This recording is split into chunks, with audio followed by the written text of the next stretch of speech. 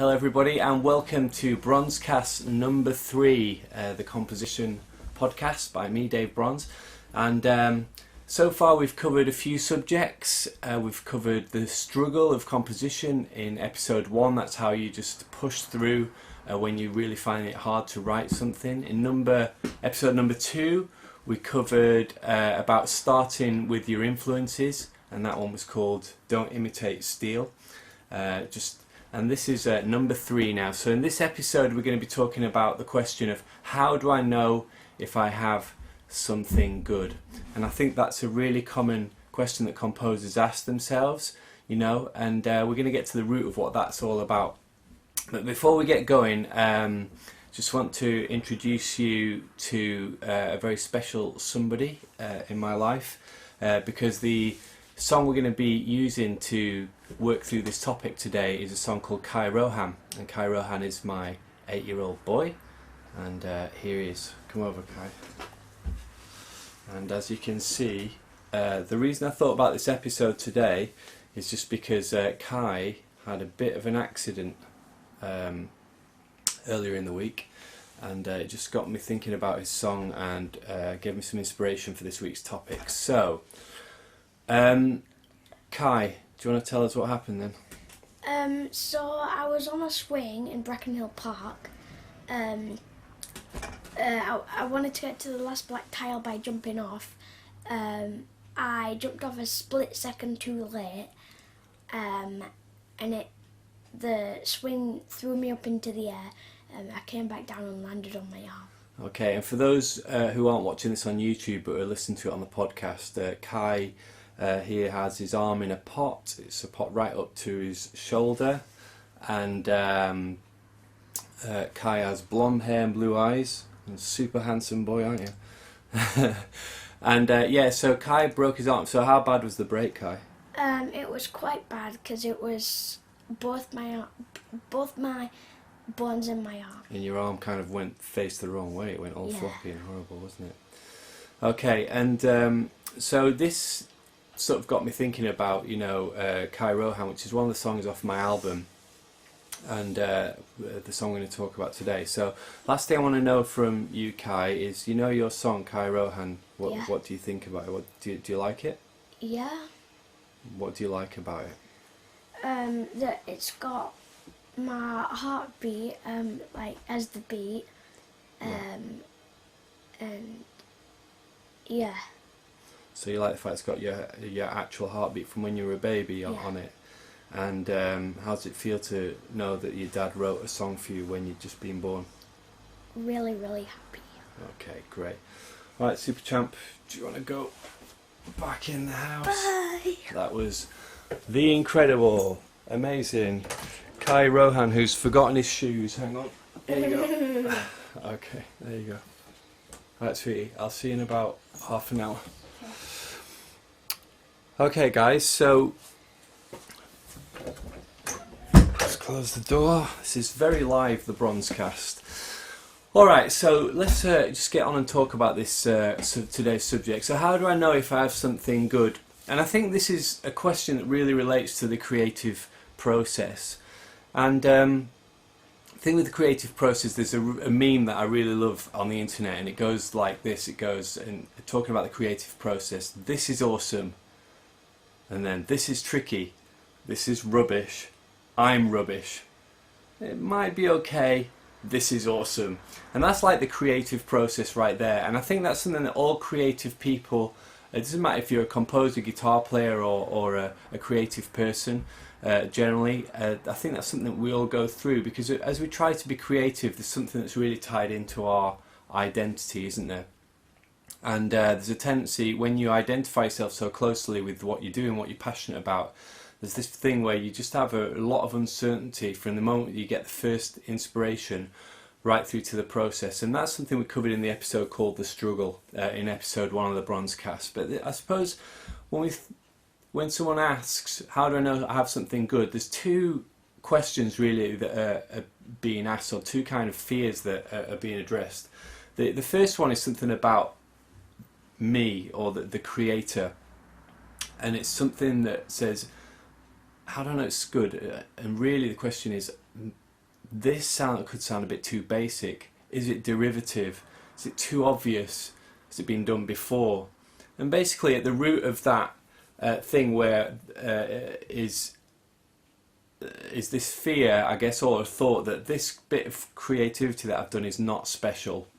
It's just, how do I know it's special? Because, with a certain amount of technique, you can write music very easily.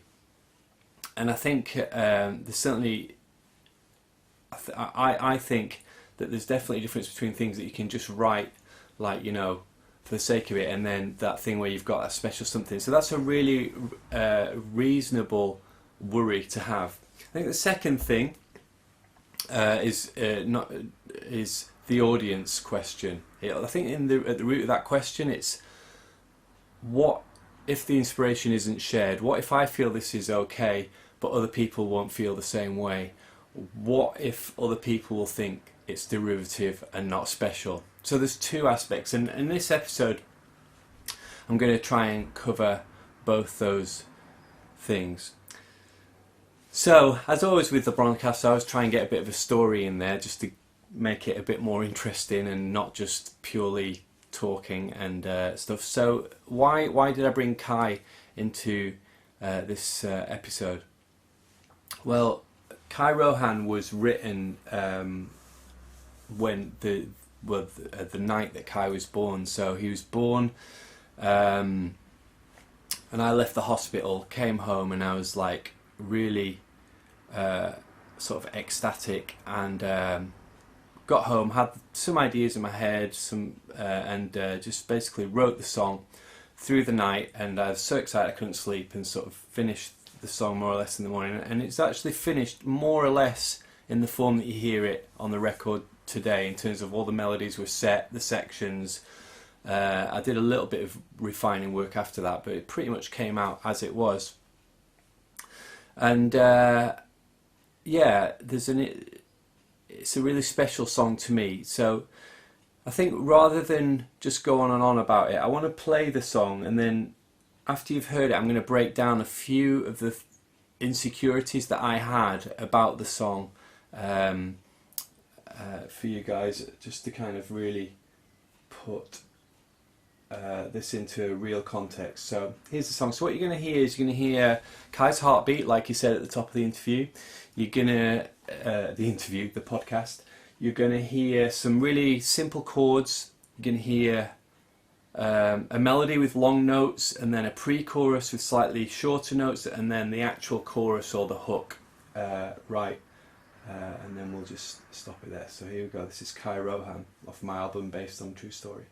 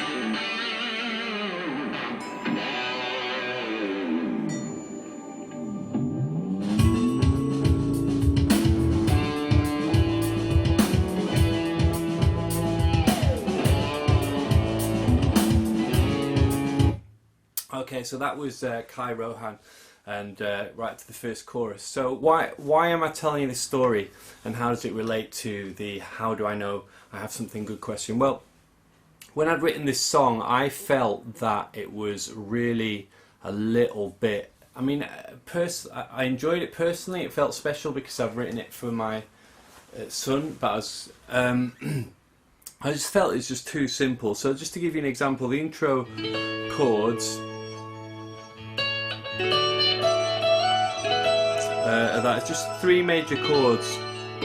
In technical speak, it's chords 1, 4, 5 in the key of A, and basically it's the same chords as Summer Lovin'. Summer Lovin', like super kind of simple, and so I've, obviously that feeling like it being done a million times. I mean, a 1-4-5 chord progression is pretty much the cheesiest, most commonly used progression in the world. You hear it a lot, and certainly in music from the 60s and stuff. So I had a slight reservations about that. And then the next thing is sort of the main melody is also, super simplistic.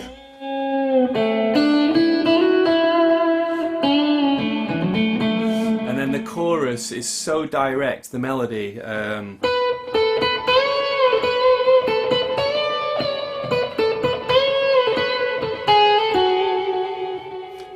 Do you know what I mean? It's really happy, positive, really sort of. I suppose my feeling is that it's all kind of very obvious.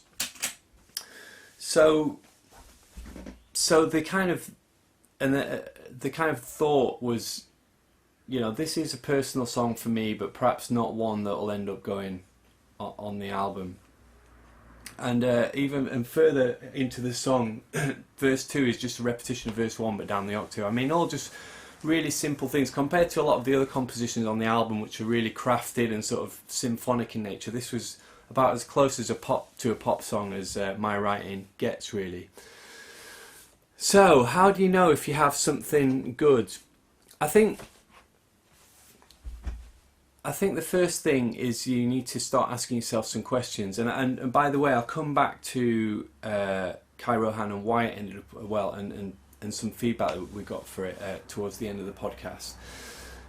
I think it's a case of asking the right questions. So the right questions is, does it resonate with me? It'd be a first question. The composer Wayburn said, trust your inspiration because there's no alternative. And I think there's real truth in that. If you're writing the music, you can't rely. All you have to guide you is your instinct, because it comes from you. Yeah, you can't. There's not a lot of other places that you can validate that through. So does it resonate with me? If it resonates with you, then I think that's a really good place to start. Is it born from experience? So the Kai song was really born out of something that happened to me. Can you remember it is another one, is a really important thing. So if you kind of walk away from a tune and come back to it and remember it, that's kind of a really important, I think, indicator as if it's any good. If you've totally forgotten it, then perhaps it isn't that good. So those are 3 questions I ask. I think we can ask a lot of the wrong questions too. So a question as guitarists, especially, we're really known for asking as we write stuff, is it clever? Is it clever? Is it really technical? Because for some reason the guitar playing genre relies, and I think it's a throwback from the 80s, relies on being super complicated, and we think that if it's really complicated then it's good. Obviously a lot of the music I write is complex and sort of technical and has virtuosic bits, but I think if you're asking that as your start of question to find out if you've got something good, then that's probably the wrong question. I think the right question of that, another wrong question might be, is it impressive? And especially guitarists as well, we have this tendency to think, does it look cool, So we forget about if it sounds good, Are we using crazy two-handed tapping? Just for the guys on the podcast, just picked up my guitar.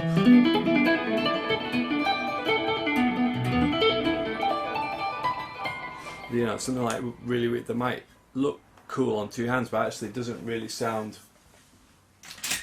that cool or whatever. So that's another example of the wrong question. I think when you're processing if you have a good technical idea, the question is it exciting? You know, I think that's probably a better question. So in terms of the Kai Rohan song, what has been kind of really interesting to me has been some of the quotes that I've had. I'll read on it. So because I almost left it off the album. Here's a quote about the song from Radim Strek in the Czech Republic. I'm getting goosebumps while listening to Kai Rohan. It's such a great composition. It's awesome, fresh and very melodic. This is music I've waited for a long time. Another quote. I love Kai Rohan. This is from... Well, I'm not sure who this is from. I love Kai Rohan. I must have listened to it 20 times already. There is something in the song that really resonates with me.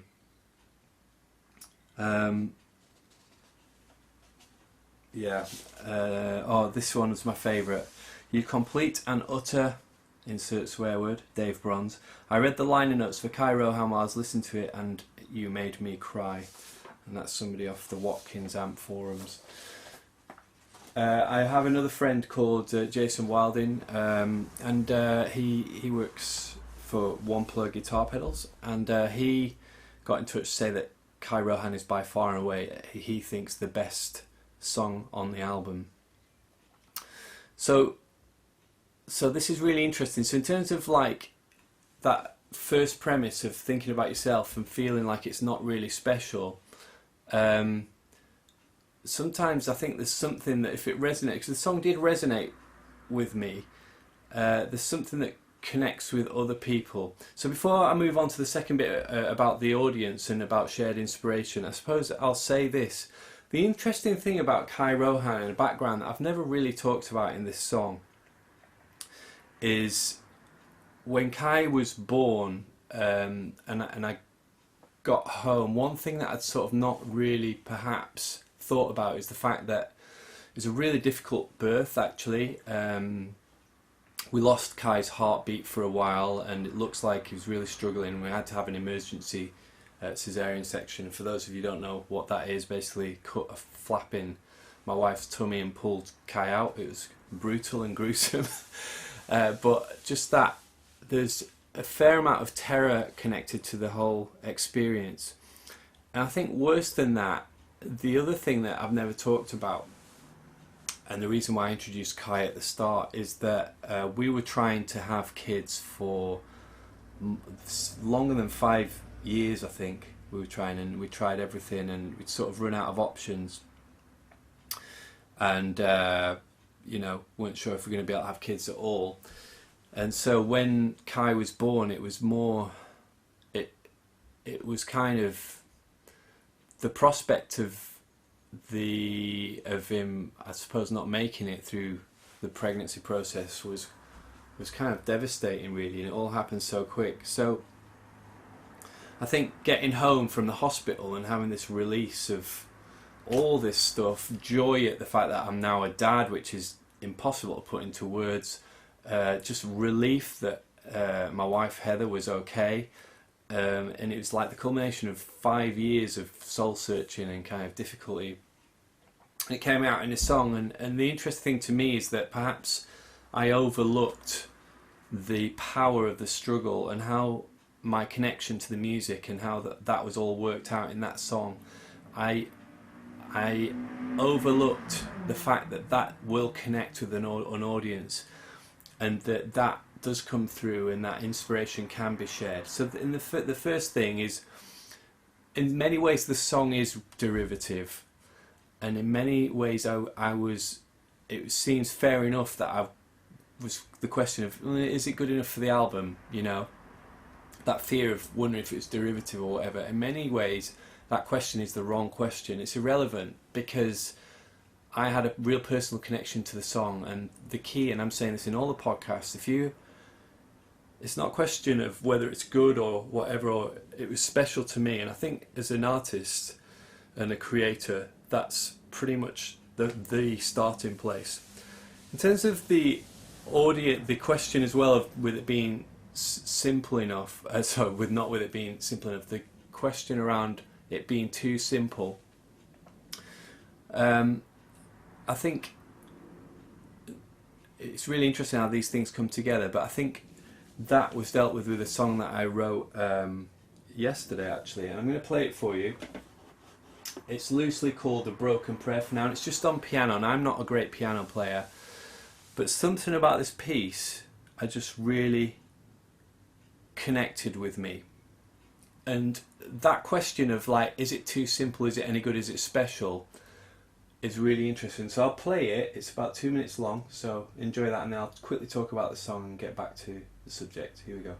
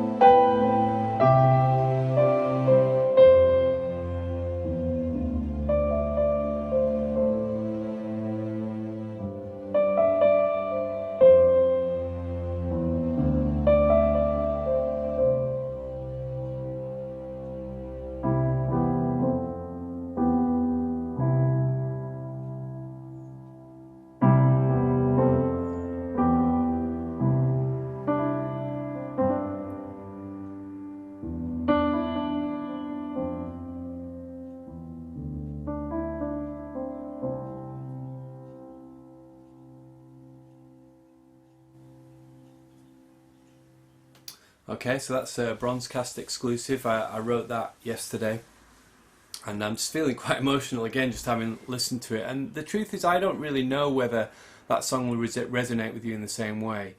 But the interesting thing is I posted the video of it up on Facebook yesterday, and the comments that came through were quite incredible, just saying it's really beautiful, it would really move them. People get in touch saying that they'd had a really tough time and that the song really resonated with them. And it's just another example to me that, you know, you just need to, the key is just creating and knowing that you have something good. I think when I wrote it, it resonated with me. I felt really moved, and I was moved to tears actually as I was arranging the strings for it. Just really simple strings. And I think that thing is that spark is the thing we need to hold on to. I think Stockhausen, the 20th century composer, said a creative person is most excited when something happens he cannot explain. And I think something about music that is about that. It's not just about your technical ability. Sometimes if a piece of music just resonates with you, you just need to go with it. I think the flip side as well is sometimes you have to walk away as well, and I think sometimes you're working on stuff and it doesn't resonate, or you feel like it's kind of a good idea but you can't make it work, and we've talked about that in the first podcast, the struggle. It's a common thing. So I've got a quote here from Mozart where he's talking about his composition Adagio and Allegro. He says, "It's a kind of composition which I detest. I have unfortunately not been able to finish it. And indeed, I'd give the whole thing up if I had not had such an important reason to go on with it. But I still hope I'll be able to force myself to gradually finish it. And if it were for a large instrument, the work would sort of like Sorry, if it were for a large instrument and the work would sound like an organ piece, then I might get some fun out of it. So Mozart's talking about composition there that he was really struggling with and walked away. He did finish it in the end, by the way, and it is a really good piece of work. But sometimes, you know, if you're not sure, you got to walk away. But I'd say this, I'd qualify it right. I think the most important thing when you're writing is keep everything. So if you remember one thing from this podcast, if you create anything, record it. If you sing it into your iPhone, if you do it on your computer, whatever it is, find a way of capturing it and keep it. I have hours and hours and hours of just little ditties. So that little piano thing is something that I sort of improvised maybe 15 years ago, that little tune you've just heard, and it was full of mistakes, and I just sort of stumbled across it recently again and thought, wow, there's something in that. So I had the first bit, the first chords, and then wrote the second bit, and it just came together. So even if you think an idea isn't special or isn't any good, keep it anyway, because you might grab a little bit of that from there and a little bit of that from the other place and assemble it. So don't just do the thing like a writer, screw it up in a ball and throw it in the bin, you know. Keep everything. Okay, so I think the other thing is when you come up with an idea like Kai Rohan or the piano idea, sometimes it can feel a bit like retrospectively, like, oh, maybe it was quite good. And I think there's another thing that I talk about a lot in these podcasts. If you're creative, the important thing is you make your look. So the important thing is try and overcome all these fears and just start creating. Whatever it is, whether you're into painting, writing stories, doing music, creating videos, whatever it is, the important thing is to get active on the process. Yeah, which is, and I think this thing of making your look is something I hear again and again from people involved in the creative arts and show business and stuff like that. So I think of a guy called Ray Romano who did there's something about Raymond sitcom, and I heard him talking and saying that, you know, he did stand up for years and just really plugged away at his ideas, and when this comedy, which is one of the longest running sitcoms in history, came together, it kind of felt like luck, but really it's because he'd been doing the prep for that show every day, even when he wasn't making much money from it. And I think that's the important message here. The important message is to be creative no matter what, really. And the other thing that seems curious to me is that as guitar players and musicians, we quite happily practice scales and understanding that scales and chords and harmony make the building blocks of how we create music. And for some reason, a lot of us, myself included in the past, have viewed creating music differently. Like, well, that's like a thing that you just sit down, you get an idea, you sit down and it's amazing. No, that's not how it works. The idea is you've got to create stuff all the time, and then those creativity muscles start to flex and you get to the point where you can recognize something good when it happens. So that's all about the first side of the question, about the me side. Now I'm going to talk a little bit about the audience side. So we've touched on it already about how I was going to leave the Kai Rohan's song off the album, and some of the comments that came back were incredible. What I will say in terms of the worry that you might have about what if other people don't think it's special or any good is that composing in a bubble in solitude is really common now with the internet era and YouTube, where you work on your own and just put it out there, and there's a lot less of collaborative work going on. So I'll say from experience that composing in the bubble is really, really difficult, and also then sharing and trying to get feedback can be quite a weird process in terms of the stuff that people say. Having said that, I do really believe in the power of collaborative working. So my album is co-written by myself, the drummer John Biglands, who's an incredible musician, multi-instrumentalist, Mark Swift, the keyboard player, who's responsible for all the amazing piano parts on the album, And then for the new record, we have Dan Day on board on bass as well, who's also a multi-instrumentalist. So, and then getting Dave Bainbridge in from Iona to produce it, and Troy Donockley from Nightwish to play on it, and all these various people. I think there's definite strength in that. However, there's a caveat. When you are writing something, you've got to own the vision. You've got to kind of know what it is you're trying to do. Nobody else can be responsible for that. And I think when you're asking for feedback, I think you've got to understand the feedback in the context of what your vision is for the project. So I'm going to play the rest of the song. And what's interesting about the rest of Kai Rohan, so what happens is it goes into quite a crazy arpeggio part, which I wrote, kind of came up with as a way of expressing the excitement and joy I felt of Kai being born. But when I first showed it to Mark, the keyboard player, he said, and he won't mind me saying this, that it was really sloppy and kind of messy, and he wanted me to go back to the main melody. And then we're going to listen to the solo outro, which changes key and is quite, it's not really clever, but takes you on a real journey. And again, John, the drummer, didn't really like that at all and felt it didn't work.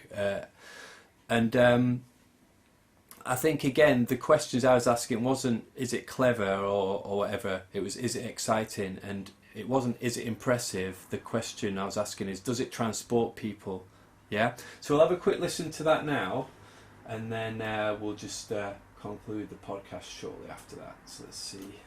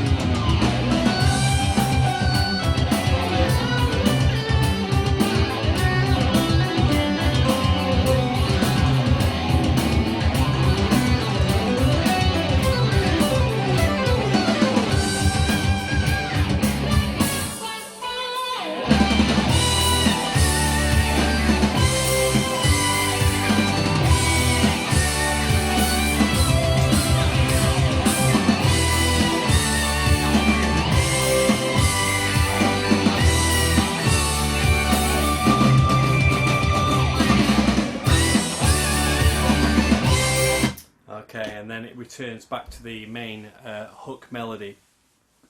So yeah, it's interesting, isn't it, that when trying to get feedback off people, and sometimes getting feedback off your audience can be a bit of a difficult process. And I think I decided to try and trust my instinct on that. And obviously, quite often I do take, or very often in fact, I do take the feedback from the guys that I write with on board. But there's something where you have to be responsible for the final creative thing, and it is a balancing act, and definitely something that you have to work at, so that that creative process is can be a tricky one. But in terms of coming back to the question, how do I know if I have something good? The answer actually, after all this talking and playing that we've done, the answer actually is that you actually never really know for sure, okay? You never really know if what you've made is good. So even though the Kai song and the piano song that I played you resonated in some way, I still have doubts. I still have doubts as to trying to know, is it actually any good, And I think the key message in this, first one I mentioned earlier, keep everything. Yeah. The main message is make sure you just keep creating, keep everything, keep creating. Don't let fear of it not being any good stop you for putting it out there, because the thing is, and I say this again and again and again and again, it's about the process. You've got to get busy creating, and if, like me, you love being creative, doesn't matter if you're a writer, video guy, a blogger, whatever it is, do it because you love it. Get busy with it. You know, you don't have to be super professional. It just has to be the way of communicating your voice, and only you can say the things you're trying to say in your way. So don't worry if it sounds like somebody else, like we said in episode 2. Don't worry if you're not sure if it's special. You know, I mean, be serious about it. I'm not saying just put any old rubbish out there. You know, your instinct, you know when you're onto something that's cool. So just plug away at it. Fear could have stopped me putting the Rohan's song on the album, and man, I tell you what, I am so glad I did, because that is by far and away most people's favourite song on the record. So that's pretty much concludes the BronsCast episode number 3. Guys, if you're enjoying these podcasts, please go on iTunes and leave me a review. Share it with your friends. Share it with your creative friends. Doesn't matter if they're guitar players or creative people generally. And yeah, keep creating, guys. Take care until the next episode. Be creative.